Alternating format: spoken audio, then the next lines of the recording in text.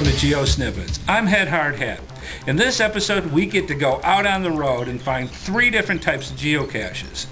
Instead of using your standard GPS unit like a Magellan or a Garmin, we're going to use instead a Blackberry phone and a very cool application known as Geocache Navigator by Trimble. I found this application to be excellent when it comes to finding instant geocaches no matter where you are. It can pull information straight from the internet right onto your phone and your fingertips. So let's get out right now and get on that road. Okay, we're on our way to a micro. One of our favorites is called a Redneck series cache. These guys that put these out make 35 millimeters and they hide them in the most ingenious of spots. We're about less than half a mile right now of where that is at, and we're gonna go find that cache right now. You can see at the bottom of the Geocache Navigator screen 4 different tabs: radar, compass, map, and details. With the map tab selected, you can choose map background and then select from 3 different types of maps: street maps, topographical maps, and aerial photograph maps. In this case, we're showing the street map. The arrow is where we're at. The circle is where the cache is at.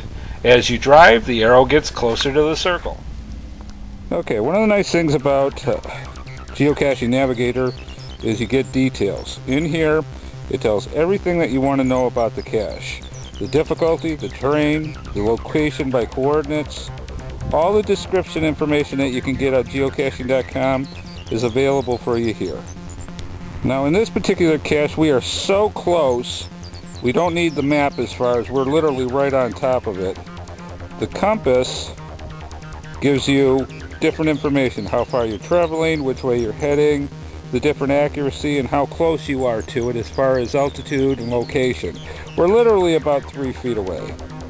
Now since we're so close, we're going to show you the radar feature.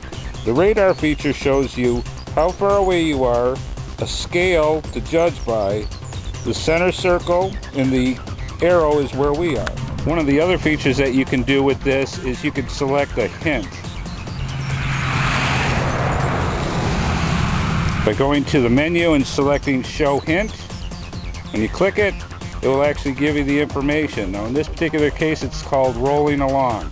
Let's see if we can actually find the cache. Okay, we're close to where the cache is. We're only 3 feet away, give or take. You always have to keep an account that a geocache could be anywhere up to 60 feet. Usually 30 feet is a maximum for where ground zero is. So let's go and see if we can find that cache. We're right next to a road, so we got traffic everywhere. Let's find the cache.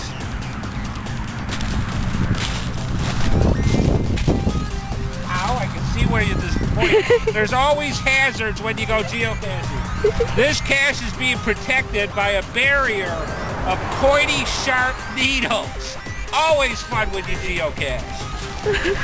Quit laughing, camera. How you doing? Ow! I told you.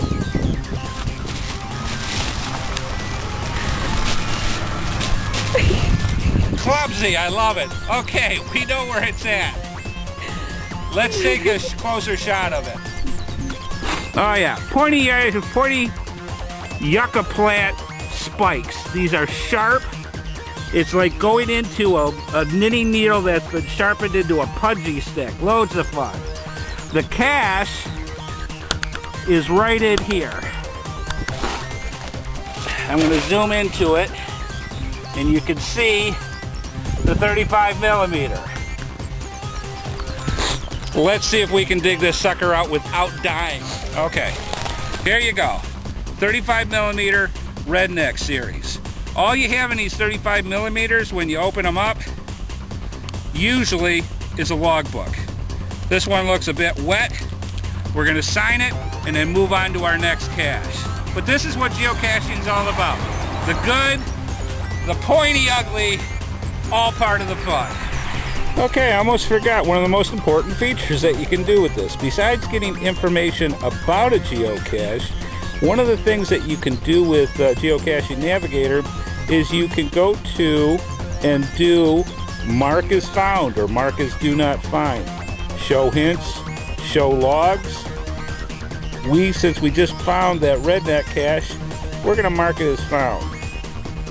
So what this actually does is this goes out onto the internet and it hooks into geocaching.com, and it actually will log for you your entry right over the phone. So it says the cache has been logged. Visit Geocache Navigator.com to edit this log and share your results.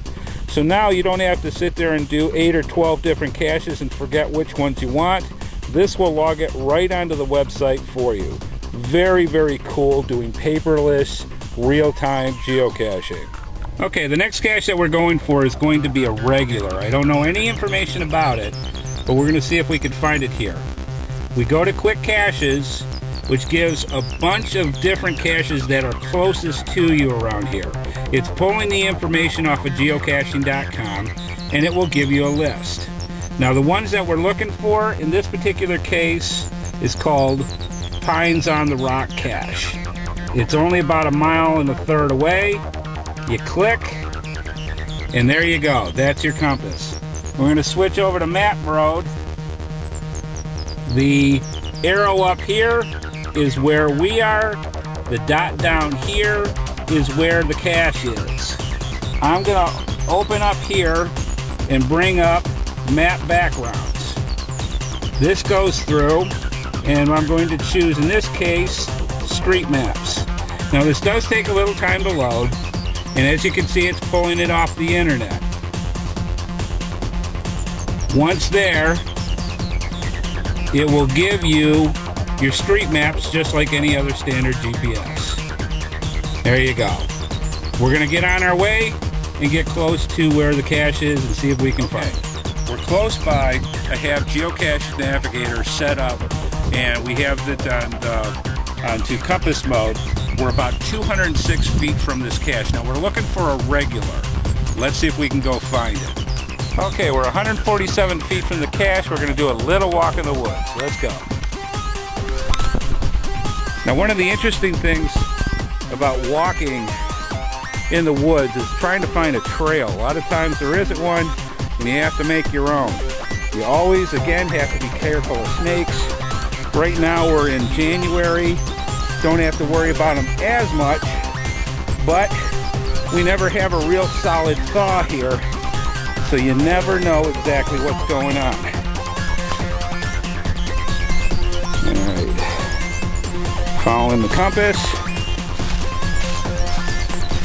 Let's keep going. Looks like a little trail here. 98 feet. Now this is something in North Carolina you get a lot. What we have here is what is known as a briar patch, so we're going to have to find our way around. If you see here, these nice, wonderful green vines everywhere have nice, wonderful 1/4 inch, 1/2 inch thick thorns. Always so much fun. Let's see if we can find our way around.